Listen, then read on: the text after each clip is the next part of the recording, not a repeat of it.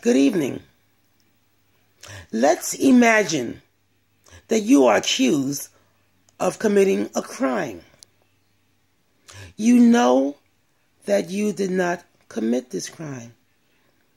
You are okay with fighting this injustice. You are okay with going to trial. After all, this is America, the land of the free, the home of the brave. You have faith in the American justice system. You pay for an attorney, and you tell your attorney that you did not commit this crime. You think all is well. In fact, the victim said she could not identify the suspect. Her 911 tape said the same thing. You would think that would be enough. The deputy on the original police report, he said the victim could not identify the suspect. He said so. We have the report. The victim was given a photo lineup and could not identify the suspect.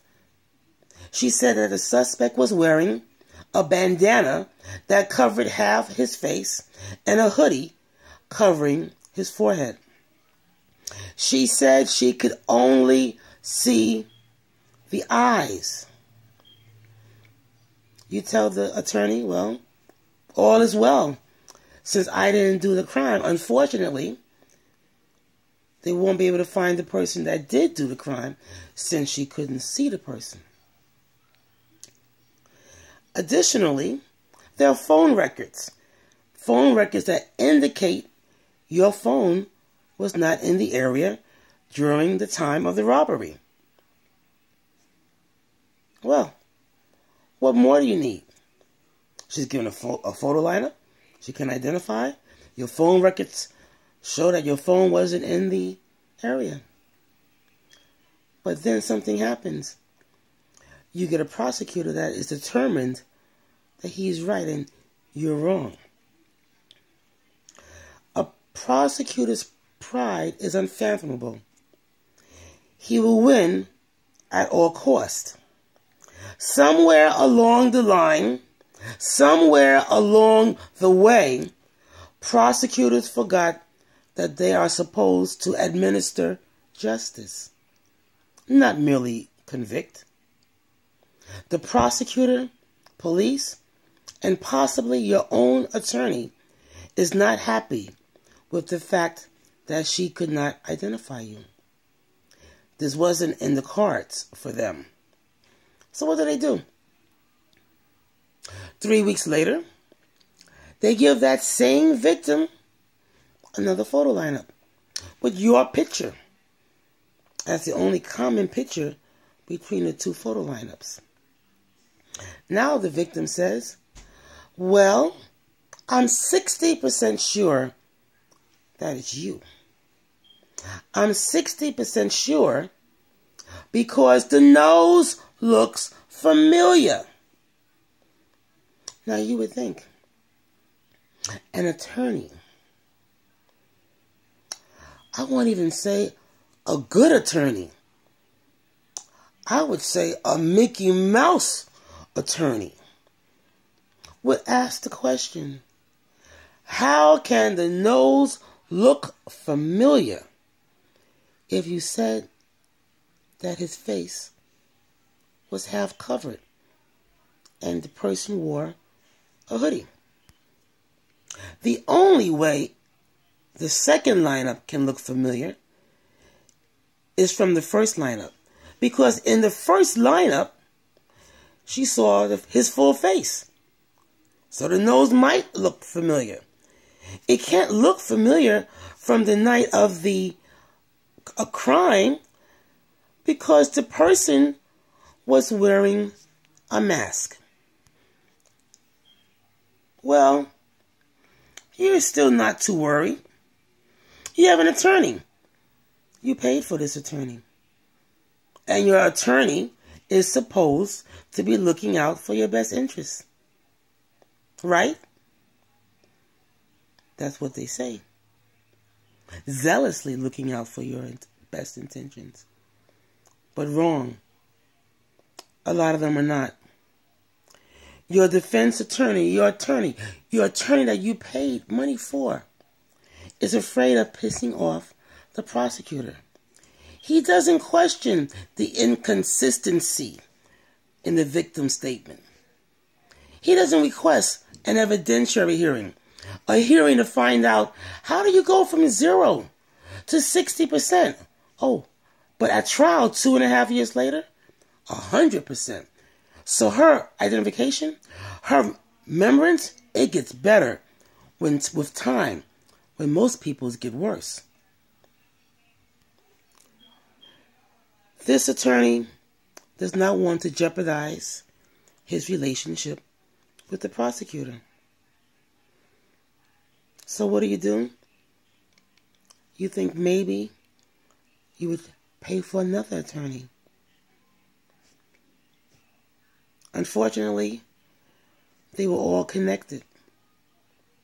The second attorney, he himself did not request any discovery, did not put in any motions, did not do anything to assist. All he wanted you to do was take a plea. Take a plea. Even though you've never had a prison record, you have no prior criminal history, he wants you to take a plea for 13 years. What would you do? You are now caught up in the good old boys club, where the attorneys are working together to get the same results. They do not want to go against each other. They rather keep friendly so they can trade off on cases. Now the cards are stacked against you. To make matters worse, these are not public defenders. These are attorneys you have paid your hard-earned money for. Now that you've gone through thousands and thousands of dollars, now that you've gone through all of your money, their objective has been achieved. Now that you are in a Chapter 13 bankruptcy, there is nowhere to go to borrow money from.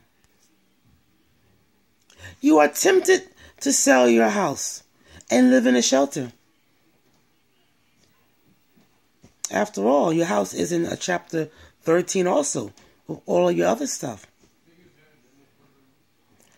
Somehow you manage to get the money for another attorney. What attorneys do is this. They'll tell you you can pay half down.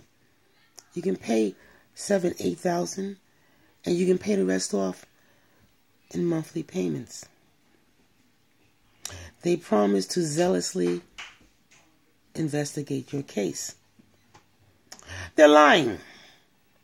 They will motion to continue and continue and continue until they can't continue anymore.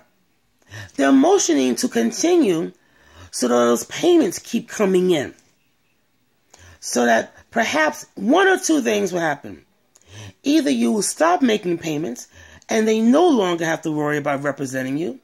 So now they have all this money in which they've done nothing for. But then the unthinkable happens. You never stop making your payments. You make them time and time and time again. When they need more money for this or for that, you find a way to get it. You go to payday loan. You go to a loan place. You go to a title loan place. Whatever it takes to get them what they want. Meanwhile, they've continued so much that time has run out. Now, they have all the money. Now they're looking at the case. But they're looking at the case a little too late. So what do?